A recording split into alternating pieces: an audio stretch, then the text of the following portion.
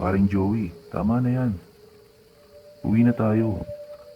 Hinahanap na kami ng mga misis namin.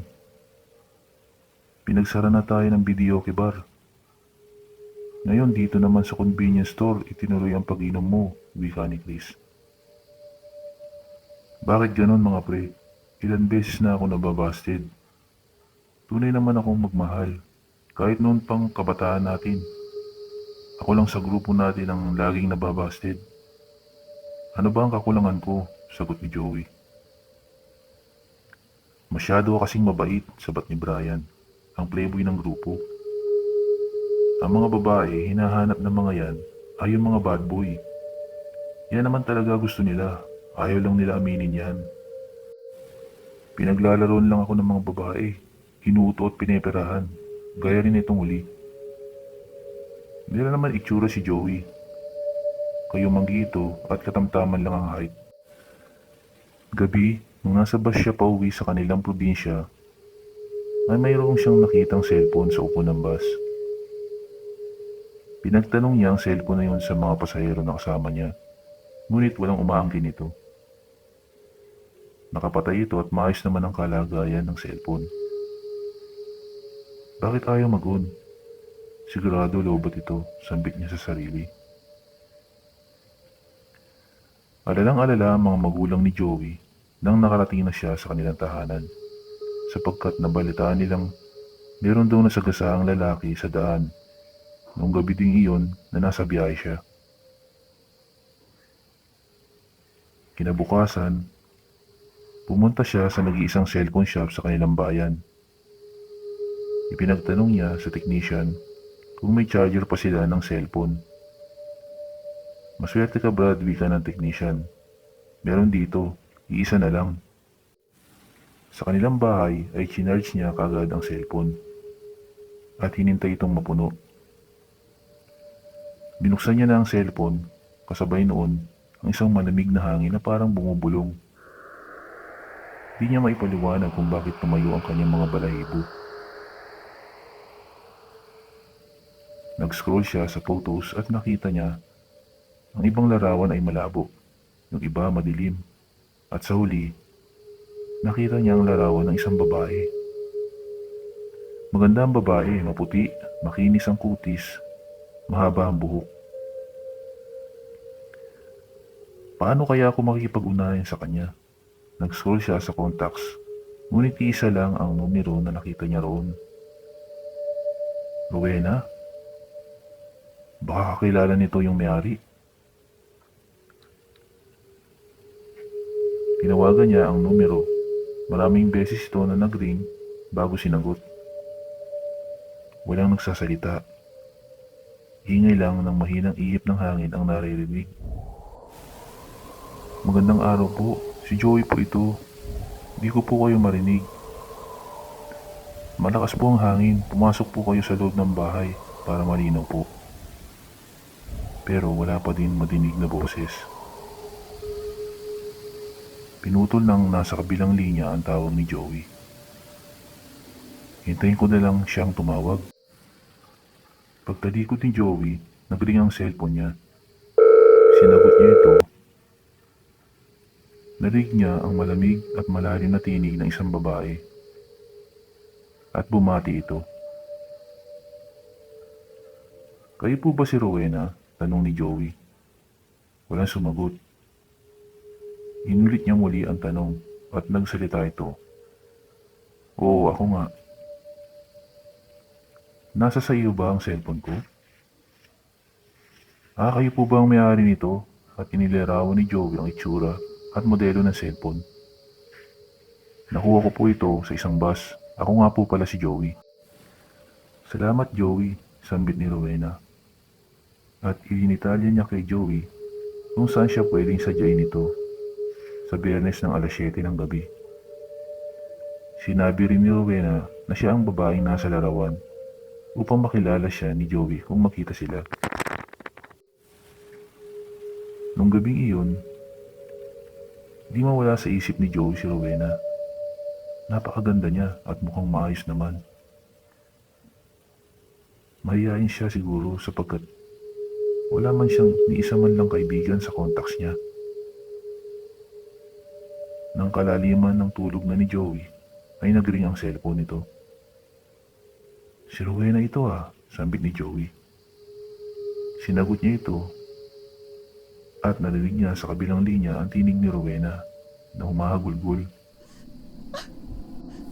Humingi ito ng paumanhin sa pagtawag niya ng 10 oras na ng gabi.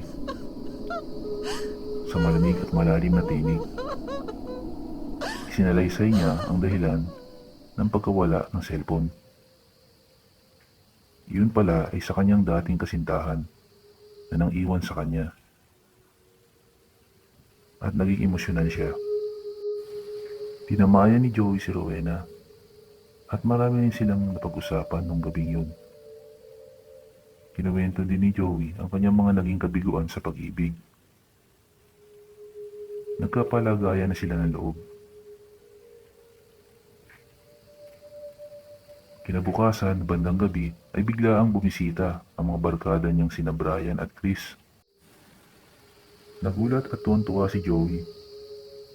"Miss ka na namin, Joey. Napadaan lang kami ni Chris," sabi ni Brian. "Dito din ang daan na pupuntahan namin. Aalis din kami agad." "Kailan babalik mo sa Manila?" "Baka sa 1 buwan pa. Huwag muna kayo malis at mag-inom muna tayo kahit 1 bote lang," pakiusap ni Joey sa mga barkada. "Sandali lang mga pre, bibili lang ako ng mainom ha. Umupo muna kayo dito sa sala." Pumasok si Joey sa kanyang kwarto na 5 metro lang ang layo sa kinaupuan nila Brian at Chris upang kumuha ng pera. Dali-daling pumunta ito ng tindahan. Nag-uusap sina Brian at Chris na may dumating na babae sa kanilang harapan mula sa pintuan. Umiti ito sa kanila at bumati at dire-diretso itong pumasok sa kwarto ni Joey. Nakita ito ng mga barkada ni Joey. "Pre, nakita mo yun?" habang kinakalabit ni Brian si Chris. "Ang lupit ni Joey.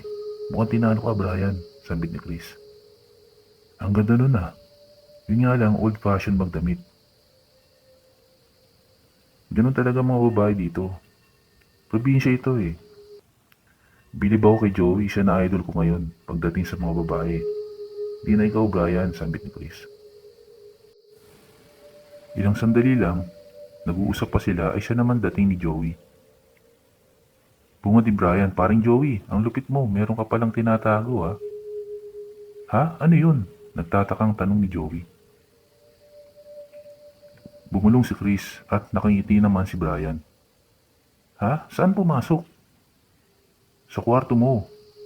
Binati pa nga kami sambit ni Brian. "Sumunod nga kay sa akin." Tinungo ni Joey ang kanyang silid. Binuksan ang pinto. Tinanong ang mga kaibigan, "Nasaan yung babae?"